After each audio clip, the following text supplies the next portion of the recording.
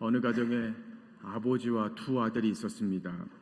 지난번에는 첫째 아들에 대해서 말씀을 좀 나누었고, 오늘은 둘째 아들에 대해서 좀 말씀을 나누겠습니다. 근데 이 둘째 아들이 자꾸 이제 집을 나가려고 하는 거예요. 우리 12절 보십시오. 자, 12절 말씀 우리 같이 읽어보겠습니다. 시작. 그 둘째가 아버지에게 말하되 아버지여 재산 중에서 내게 돌아올 분깃을 내게 주소서 하는지라. 아버지가 그 살림을 각각 나누어 주었더니. 둘째 아들이 아버지한테 유산을 좀 빨리 달라는 거예요. 분깃이라고 얘기했는데 분깃은 유산을 말합니다. 그러니까 율법에 따르면 아버지가 돌아가시기 전에 자식들에게 그 유산을 나눠주게 되어 있습니다. 그러니까 첫째 아들에게는 3분의 2를 주고 둘째 아들에게는 3분의 1을 유산으로 주게 되어 있습니다. 그런데 지금처럼 부모가 지금 멀쩡하게 살아있거든요. 근데 이 부모가 멀쩡하게 살아있는데 유산을 달라는 건 무슨 말이냐면, 나는 부모님보다 아버지보다 유산이 더 중요하니까, 좀 죄송한 얘기지만 아버님 좀 빨리 돌아가셨으면 좋겠습니다, 이런 뜻과 마찬가지예요. 그러니까 아버지가 멀쩡하게 살아있는데 유산을 미리 달라는 거는, 이거는 있을 수가 없는 이야기라는 거죠. 실제로 어떤 분이 중동 지역에서 15년 정도 살면서 중동의 여러 그 나라 사람들에게 물어봤다는 거예요. 당신네 나라에서 만약에 아버지가 멀쩡하게 살아있는데 자식이 먼저 유산을 달라는 그런 일이 있습니까? 그런 일은 없다는 거죠. 그러니까 이건 있을 수가 없다는 얘기예요. 만약에 그런 아들이 있으면 그 아들은 어떻게 하느냐? 비 오는 날 먼지 나도록 두들겨 맞아야 된다.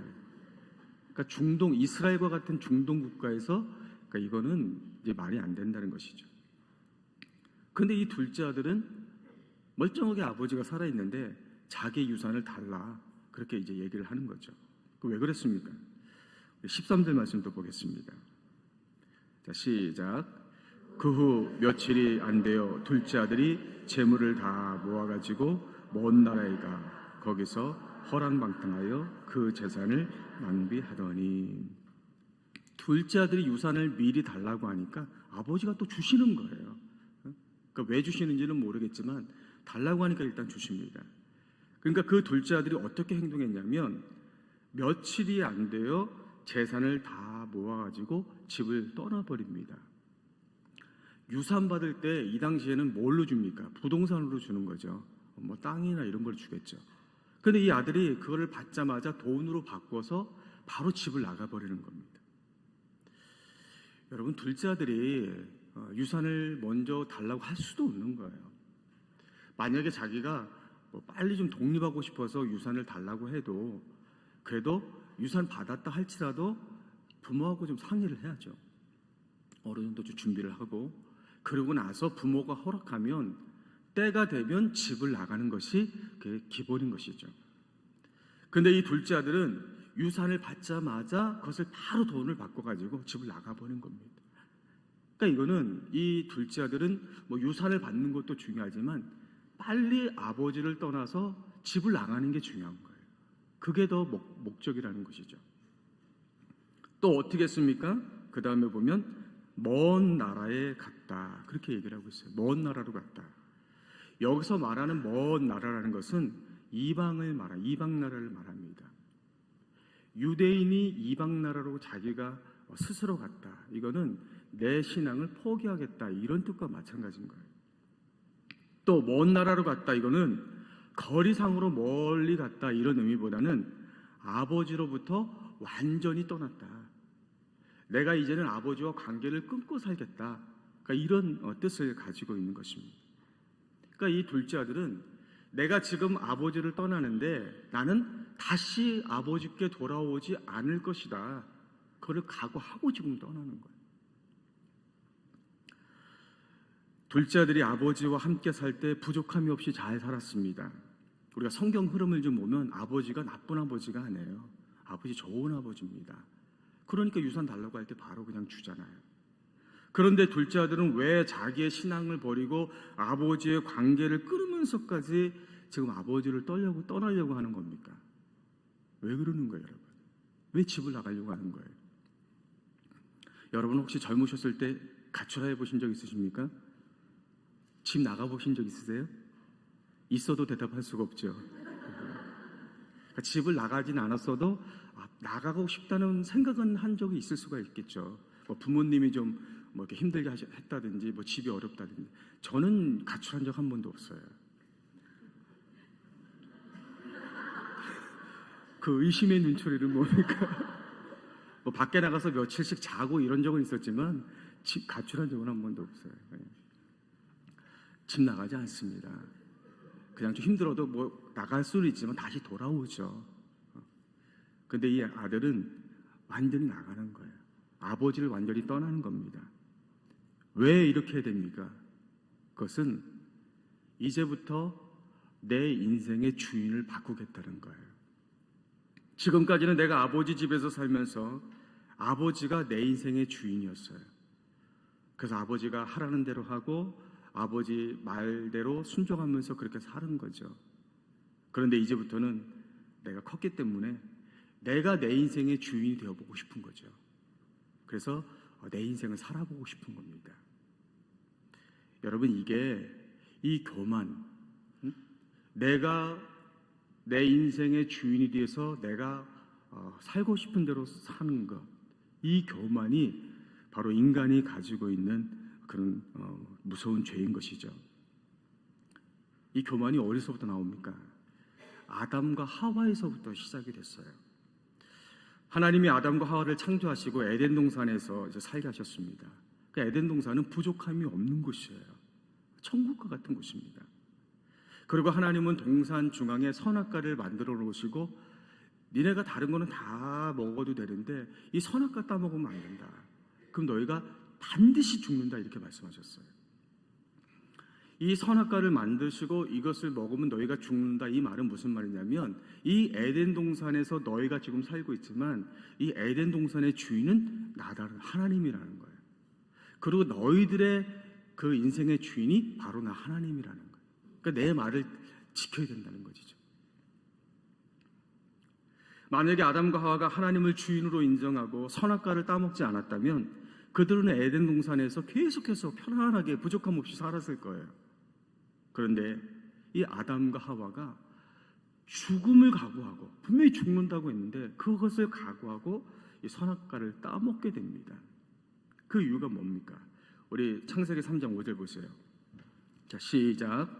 너희가 그것을 먹는 날에는 너희 눈이 밝아져 하나님과 같이 되어 선악을 알 줄 하나님이 아심이니라. 사단이 하와를 유혹하는데 뭐라 유혹하냐면 네가 선악과를 따먹으면 어떻게 되느냐면 하나님과 같이 된다는 거예요. 그러니까 선악과를 따먹으면 하나님과 같이 된다는 거죠. 그러니까 하와가 이 얘기를 들으니까 어떤 마음이 생기는 거예요? 교만이 생기는 거죠. 지금까지 에덴 동산의 주인이 하나님이셨는데 내 인생의 주인이 하나님이셨는데 내가 선악과를 따먹으면 내가 하나님과 같아진단 말이야? 그럼 내가 하나님과 같아질 수 있으면 내가 이 에덴 동산의 주인이 될 수도 있지 않을까? 내가 하나님처럼 되면 내가 이제 내 인생의 주인이 될 수 있지 않을까?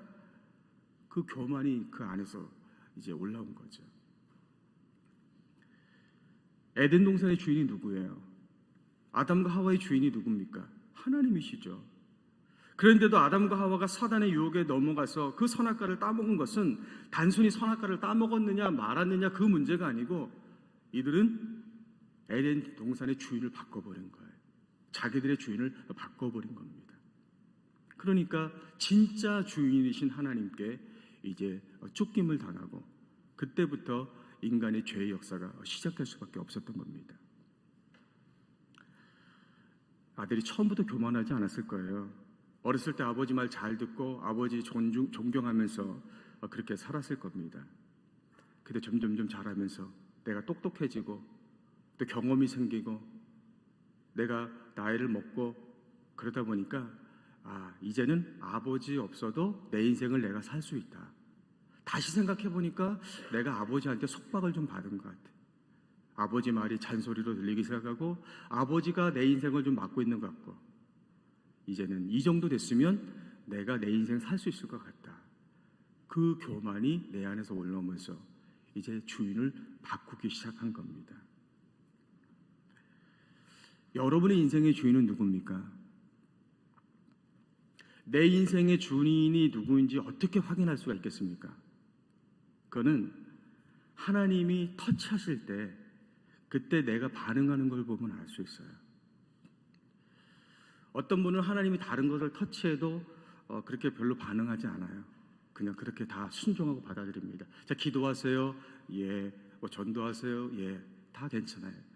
그런데 어떤 분은 하나님이 그분의 재정을 터치하셨을 때 아주 이렇게 심각하게 반응하는 분이 있어요. 이건 터치하지 마십시오. 이건 내가 알아서 하겠습니다. 왜 그럴까요? 그분에게는 그 재정이 주인인 거예요. 겉으로 볼 때는 아닌 것 같지만, 하나님을 잘 믿는 것 같지만 사실 그분을 지배하고 있고 그분의 삶을 이끌고 있는 것은 재정인 거죠. 근데 하나님은 그거를 터치하시니까, 간섭하시니까 그거를 내가 포기할 수가 없는 거예요. 결국 그분은 재정을 위해서라면 다른 것들도 나중에는 포기할 수밖에 없는 겁니다. 어떤 분은 다른 거 다 터치해도 별로 반응하지 않아요. 그런데 자존심을 터치하면 이제 반응하는 분이 있어요. 자존심. 그럼 막 흥분하기 시작하는 거예요. 혈압이 막 오르기 시작하는 것이죠. 왜 그렇습니까? 자기 자신이 자기의 주인인 거예요. 온유한 것 같은데, 믿음이 참 좋은 것 같은데, 참 친절한 것 같은데, 사실은 그러한 자기 자신이 자기 인생의 주인인 거예요. 그런데 하나님이 그 부분을 터치하시니까 그를 내가 내려놓을 수가 없는 거예요. 어떻게 나를 내려놓습니까? 내가 이렇게 훌륭한 사람이고 내가 이렇게 신앙이 좋은 사람인데 어떻게 나를 내려놓을 수 있습니까? 결국은 자기 자신 때문에 다른 것들을 포기할 수밖에 없는 것이죠. 겉으로 볼 때 잘 모릅니다. 베드로도 겉으로 볼 때 예수님 제자인 줄 알았어요. 수제자인 줄 알았습니다. 그러나 예수님께서 신문 받으실 때에 그 여자 계집종이 베드로를 터치하잖아요. 네가 진짜 예수님의 제자냐? 베드로의 주인은 자기 자신이었거든요. 그런데 네가 정말 예수님의 제자냐? 그러니까 나는 아니라는 거죠. 자기 자신을 위해서, 자기 자신이라는 주인을 위해서 예수님을 부인할 수밖에 없는 거죠. 무엇이 그 사람의 주인이냐에 따라서 결국 그 사람의 인생이 달라질 수밖에 없는 겁니다. 자, 그러면은 자기 인생 위해서 아버지 떠난 이 둘째 아들, 그 인생이 어떻게 됐습니까? 먼저 완전히 타락했죠. 우리 13절 보겠습니다. 자, 시작. 그 후 며칠이 안 되어 둘째 아들이 재물을 다 모아가지고 먼 나라에 가 거기서 허랑방탕하여 그 재산을 낭비하더니, 허랑방탕하여 헬라어로 아소토스라고 하는데 구원받지 못할 정도로 완전히 타락했다는 거예요. 둘째 아들이 대충 조금 방황하고 이 정도가 아니라 이제는 타락했는데 자기 스스로의 힘으로는 회복될 수 없을 정도로 완전히 타락해버렸다는 거예요. 두 번째는 어떻게 했어요?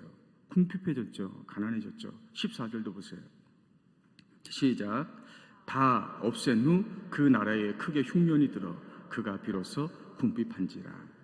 다 없앤 후, 아버지를 떠날 때 재산을 가지고 나왔는데 그 재산이 영원할 줄 알았거든요. 근데 돌아보니까 다 없어져 버렸어요. 궁핍한지라, 가난해졌다는 거예요. 근데 그냥 대충 가난한 게 아니라 완전히 가난해졌다는 거예요. 완전히. 죄송한 말로, 우리나라 말로 하면 죄송합니다. 똥구녕이 찢어질 정도로 가난해졌다. 회복할 수가 없다는 거예요. 또 어떻게 됐어요, 아들이? 자, 우리 15절 16절 보세요, 여러분. 시작. 가서 그 나라 백성 중 한 사람에게 붙여 사니 그가 그를 들러보내어 돼지를 지게 하였는데 그가 돼지 먹는 쥐업 열매로 배를 채우고자 하되 주는 자가 없는지라. 한 사람에게 붙여 사니 이방 사람의 종이 됐다는 거예요. 둘째 아들이 유대인이잖아요. 하나님의 백성이잖아요. 근데 아버지를 떠나고 나니까 궁핍해지고 타락하고, 그리고 그 신세가 이제 이방 사람의 종이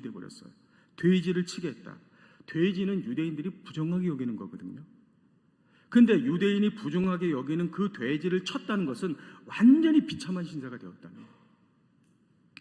게다가 먹을 것이 없어서 돼지가 먹는 쥐염 열매를 먹으려고 하는데 그거조차도 없었다는 거지. 쥐염 열매는 지금 우리나라로 말하면 콩 같은 거예요. 콩 비슷한 거죠. 까면 그 안에 이제 콩이 들어있는 그런 거죠. 가축 사료예요, 사료. 정말 가난한 사람들, 먹을 게 없는 사람들이 쥐염 열매 먹었는데 이 둘째 아들이 아버지 떠나고 나서 그거라도 먹고 살려고 하는데 그것도 없었다는 거예요. 여러분, 둘째 아들이 아버지 떠난 이유가 뭡니까? 내가 내 인생 주인이 되고 싶었던 거예요. 내가 살고 싶은 대로 살고 싶었던 거죠. 그러면 그렇게 살 줄 알았던 거죠. 근데 그 결과가 어떻게 됐어요? 인생이 자유롭게 된 것이 아니라 오히려 죄의 종이 되었고 타락하게 되었고 궁핍해지게 되었고 돼지보다 못한 그런 비천한 신세가 되어버린 겁니다. 이게 하나님 아버지를 떠나는 인간의 모습이라는 거예요. 우리도 그런 죄인이잖아요. 근데 우리가 지금 이렇게 거룩하고 풍요롭고 존귀하게 살 수 있는 게 뭐 때문입니까? 하나님 은혜 때문이에요. 우리가 하나님을 믿고 하나님을 우리 인생의 주인으로 모실 때 그 하나님의 은혜와 사랑으로 우리가 이렇게 살고 있는 줄로 믿습니다. 근데 이 진리를 모르는 사람들은 그냥 내가 살고 싶은 대로 살면 내가 행복하고 만족하게 살 것이다 이렇게 착각하고 있는 거예요. 여러분 자신을 믿지 마세요. 나를 믿지 말라는 거예요. 내가 나를 믿어도 나는 결국 죄인일 수밖에 없는 거예요. 내가 좀 똑똑한 것 같고 오랜 인생의 경험이 있는 것 같고 가진 게 많이 있는 것 같아도 결국은 나의 본질은 죄인인 거거든요. 내 본성 자체가 악하기 때문에 내가 아버지를 떠나게 되면 결국 이런 것들 때문에 우리도 타락하게 되고 궁핍하게 되고 결국은 비참한 인생이 될 수밖에 없다는 거예요. 그러니까 나를 믿는 인생이 아니라 하나님 아버지를 내 인생의 주인으로 모시고 살아야 될 줄로 믿습니다. 그러니까 어떤 분들은 교회 다니지 않아도 하나님 믿지 않아도 잘 사는데요. 지금 세상에 그런 사람들 많지 않습니까? 하나님 안 믿어도 다른 거 믿어도 부자로 잘 먹고 잘 사는 사람들 많잖아요. 이렇게 얘기하는 사람이 있어요. 그럼 여러분 잘 먹고 잘 사는 기준이 뭡니까? 뭐가 잘 먹고 잘 사는 거예요? 돈 많이 벌고 먹고 싶은 거 먹고 내가 하고 싶은 대로 하는 게 잘 먹고 잘 사는 겁니까? 그렇게 사는 게 행복한 겁니까? 만족한 겁니까? 만약에 그렇게 살면 그건 사람이 아니에요. 내가 아버지를 떠나서 하나님 떠나서 내가 살고 싶은 대로 죄 짓고 막 사는데 그런데 나는 행복하고 만족하다 그건 사람이 아니라니까요. 왜? 하나님 사람을 그렇게 안 만드셨어요. 하나님이 만드신 사람은 하나님 은혜 가운데 하나님 사랑 안에 하나님 앞에 순종하면서 살아야 하나님이 주시는 은혜로 만족하고 행복하면서 살 수 있는 거예요. 하나님 그렇게 만드셨어요, 사람을. 근데 그 사람이 하나님을 떠났는데도 나는 너무 자유롭고 행복하고 만족하게 산다. 그거는 거짓말이에요. 그건 거짓말이에요. 겉으로 그렇게 보이는 거지 사실 그 안은 영적으로 죄의 노예가 되어 있고 돈의 노예가 되어 있고 궁핍하고 물론 먹을 건 많겠죠. 돈은 많겠죠. 영적으로 심리적으로 궁핍해지고 두렵고 불안하고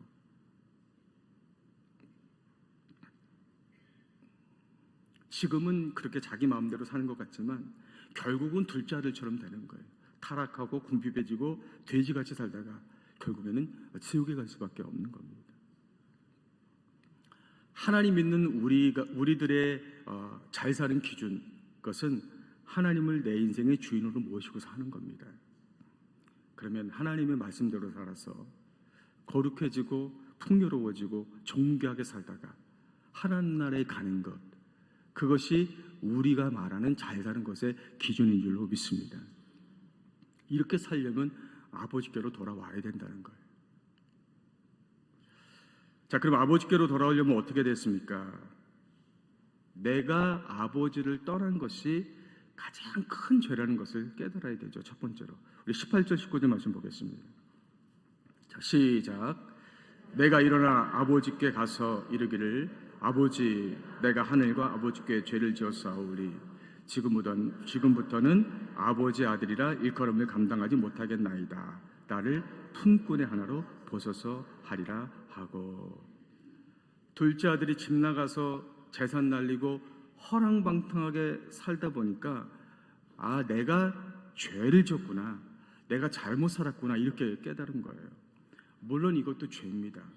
하지만 그거보다 더 큰 죄를 깨달았는데, 그것은 뭐냐면 내가 아버지의 아들이 될 수 없다는 거예요. 뭐라고 얘기했어요? 19절에 지금부터는 아버지의 아들이라 일컬음을 감당하지 못하겠나이다. 내가 아버지를 떠났기 때문에, 아버지와의 관계가 깨졌기 때문에 나는 더 이상 아버지의 아들이 될 수가 없다는 거예요. 내가 아버지와 아들의 그 관계를 내가 깨트렸다는 거죠. 처음엔 아버지 떠나서 타락하고 궁핍해지고 비천하게 사는 것이 그렇게 사는 자신의 고통만 생각을 했죠. 그런데 아버지와 아들의 관계가 깨진 것을 생각하니까 그 깨진 관계 때문에 안타까워하시는 아버지를 생각하게 된 거예요. 아버지의 마음은 어떨까요? 여러분, 아버지에게 있어서 가장 큰 고통은 뭐겠습니까? 둘째 아들이 집 나가서 재산 날리고 허랑방탕하게 산 거, 그것도 물론 아버지는 가슴이 아프겠죠. 하지만 아버지를 더 고통스럽게 하는 것은 사랑하는 내 자식과 아버지의 관계가 깨져버린 거예요. 다시 회복할 수가 없는 거예요. 아버지가 그 자식을 더 사랑해주고 싶고 그 자식을 돌봐주고 싶은데 이제는 그럴 수가 없는 거예요. 그러니까 이 아들이 그 아버지의 마음을 알게 된 거죠. 그러니까 내가 아버지께 다시 돌아가야 되겠다, 그렇게 생각할 수가 있었던 겁니다. 우리가 하나님 아버지께 돌아가려면 회개해야 됩니다. 근데 우리가 생각하는 회개는 죄를 고백하고 앞으로 죄를 짓지 말아야지, 이렇게 생각해요. 물론 맞습니다. 그것도 회개죠. 하지만 진정한 회개는 나의 죄로 인해서 하나님 아버지와 나와의 관계가 깨졌다는 것을 내가 아는 거예요. 이로 인해서 마치 자식을 잃은 부모가 가슴이 찢어지고 안타까워하는 것처럼 하나님 아버지가 나로 인해서 안타까워하시고 슬퍼하시고 고통스러워하신다는 것을 아는 거죠. 그 하나님의 그 아버지의 마음을 알고 내가 이제는 아버지께로 돌아가야 되겠다, 그래서 아버지의 관계를 회복해야 되겠다, 그리고 돌아오는 것, 아버지께로 돌아오는 것, 그 관계를 회복하는 것, 그것이 진정한 회개인 줄로 믿습니다. 왜냐하면 아버지가 가장 원하는 것은 바로 그 아들이 돌아오는 거예요. 그 아들과 다시 관계를 회복하는 것이기 때문에 그렇습니다. 두 번째로 아버지께 돌아오려면은 있는 모습 그대로 돌아오라는 것이죠. 우리 22절을 보세요. 자, 시작. 아버지는 종들에게 이르되 제일 좋은 옷을 내어다가 입히고 손에 가락지를 끼우고 발에 신을 신기라. 둘째 아들이 아버지께 돌아왔을 때 아버지가 어떻게 반응하고 있습니까? 둘째 아들이 입고 있던 그 냄새나는 걸레 같은 옷을 다 벗겨버리고 제일 좋은 옷을 입혔어요. 이 옷은 아버지 옷이에요. 아버지가 입고 있던 옷을 자기 아들에게, 돌아온 아들에게 입혔어요. 무슨 말이냐면 거기 있는 사람들에게 이제 이 아들을 마치 나를 대하는 것처럼 존귀하게 대하라는 거예요. 나와 같은 아들이라는 것이죠. 그리고 손가락에 가락지를 끼워줬어요. 가락지를 끼워줬다는 것은 아버지의 상속자라는 걸 의미합니다. 둘째 아들은 이미 자기 그 재산 상속받아서 다 날려버렸잖아요. 그런데 다시 아버지께로 돌아오니까 이 아들은 아버지의 그 유산을 여전히 상속받을 상속자라는 거. 그리고 발에 신을 신겼죠. 아들이 거지가 되어서 아버지의 종이 되려고 왔어요. 종은 신발이 없습니다. 종은 신을 신지를 않아요. 주인만 신을 신습니다. 그런데 아버지가 신이 없는 그 아들에게 신을 신겨준 것은 너는 종이 아니고 너는 내 아들이다, 다시 아들로 회복시켜 준 겁니다. 둘째 아들이 아버지 떠났다가 다시 돌아오자 이렇게 엄청난 은혜를 받았습니다. 그런데 이 아들이 이 은혜와는 정말, 이것도 너무나 놀라운 은혜지만 이 은혜와 비교할 수 없는 더 큰 은혜를 받았어요. 더 큰 사랑을 받았어요. 그게 뭐냐면 아버지가 이 아들을 안아준 거예요. 품에 안아준 거예요. 아들이 오는데 와라, 일로 와서 옷 갈아입어라, 반지 껴라, 신발 신어라, 이게 아니고 그 전에 아버지가 먼저 그 아들을 안아준 거예요. 안아줬다는 건 무슨 말이에요? 내가 너를 내 아들로 받아들이겠다는 거예요. 깨진 관계를 다시 회복시켜 주겠다는 것이죠. 그러니까 이 아들 마음속에 비로소 그 아버지 품에 안기면서 아버지가 주는 평안을 누리게 된 겁니다. 이 가장 큰 선물이에요. 둘째 아들이 아버지 떠날 때 재산 받고 좋은 옷 입고 신 신고 가락지 끼고 아버지를 떠났지만 그때 불안했어요. 그 마음속에. 먼 나라에 가서 잠시 동안 자기 마음대로 살았지만 자기가 하고 싶은 거 했지만 여전히 그 마음에 불안하고 염려가 있었다는 거죠. 평안이 없었어요. 왜? 아버지 떠났기 때문에. 근데 지금 재산도 없고 옷도 없고 신발도 가락지도 아무것도 없지만 아버지가 안아주니까 그 불안이 다 떠나가고 그 아버지가 주는 평안을 얻게 된 겁니다. 아, 내가 아버지 아들이 된 거구나. 만약에 둘째 아들이 돌아오면서 지금 같은 이렇게 실패한 모습으로는 아버지께 돌아갈 수가 없습니다. 내가 다시 재기해서 성공해서 돌아오겠습니다. 절대 돌아오지 못하죠. 허랑방탕하게 살다가 거지꼴이 됐는데 어떻게 다시 돌아올 수 있겠어요? 설령 그가 재기해서 성공했더라도 아버지가 원하는 아들은 아버지 떠나서 세상적으로 성공해서 돌아오는 아들이 아니고 자기의 잘못을 깨닫고 그 아버지께로 돌아오는 아들. 그래서 아버지가 그 은혜를 다시 부어줄 수 있는, 그 은혜를 다시 회복시켜줄 수 있는 그 아들을 아버지는 원하는 거예요. 이게 아버지의 사랑인 것입니다.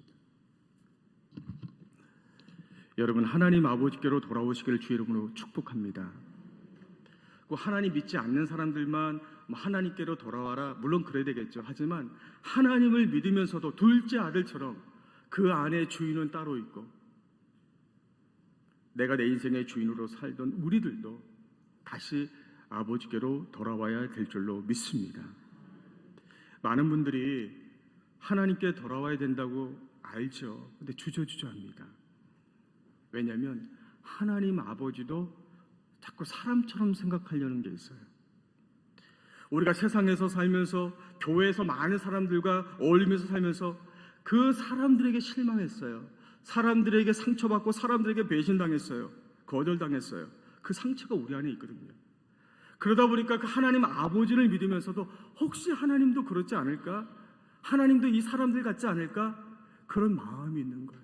정말 내가 하나님께로 돌아왔을 때 하나님은 사람들과 같지 않고 정말 이렇게 나를 있는 그대로 나를 받아주실까? 그 마음이 있는 거죠. 그러나 하나님은 사람이 아니십니다. 하나님은 사랑이시라는 것을 믿으시기를 바랍니다. 둘째 아들은 그냥 아버지가 나 맞아줄까? 그 불안한 마음에 터벅터벅 집에 왔지만 아버지는 보자마자 신발도 신지 않고 뛰어갔어요. 아들이 아버지께 잘못했다고 용서를 빌기도 전에 아버지는 이미 그 자식을 안아줬어요. 옷 갈아입히고 신발 갈아시키고 반지를 껴줬습니다. 나는 아버지 품꾼이라도 되면 다행이라고 생각했는데 아버지는 처음처럼 둘째 아들로 자기 자식으로 다시 받아준 겁니다. 이게 하나님 아버지의 사랑이에요. 우리가 할 일은 돌아오기만 하면 되는 거예요. 하나님께로 오기만 하면 됩니다. 그러면 그 사랑으로 우리를 안아주시고 회복시켜 주시는 것은 하나님이신 줄로 믿으시기 바랍니다. 우리가 이른 양 찾게 하고 가족전도 하고 있죠.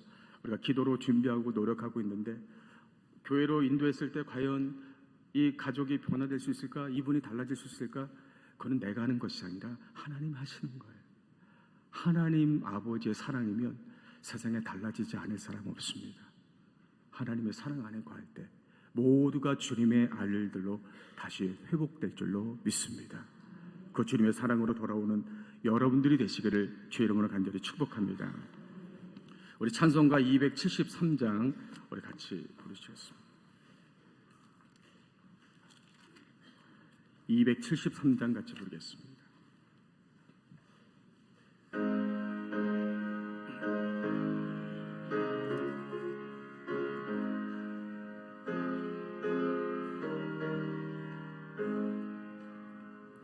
나 주를 멀리 떠났다.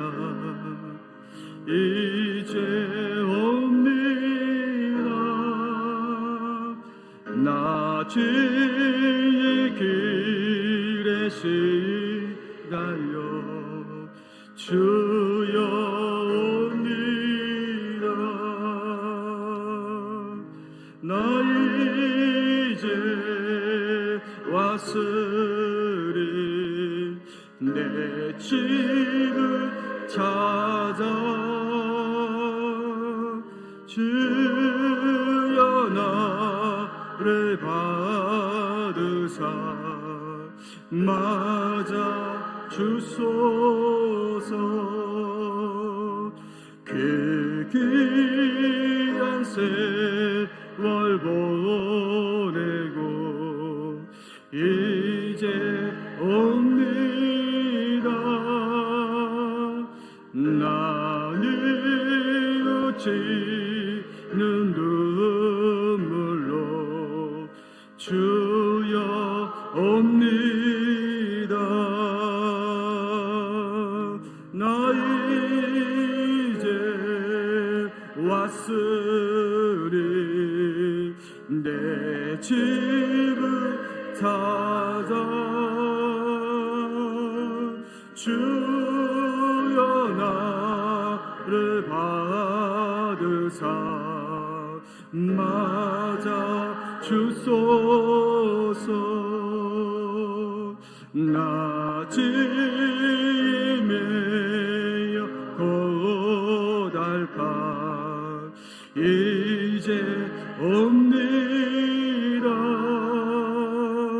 주 크신 사랑받고자 주여 옵니다. 나 이제 왔으니 내 집을 찾아 주여 나를 받으사 맞아 주소서. 이 병든 마음을 고치려 이 병든 마음을 고치려 이제 옵니다.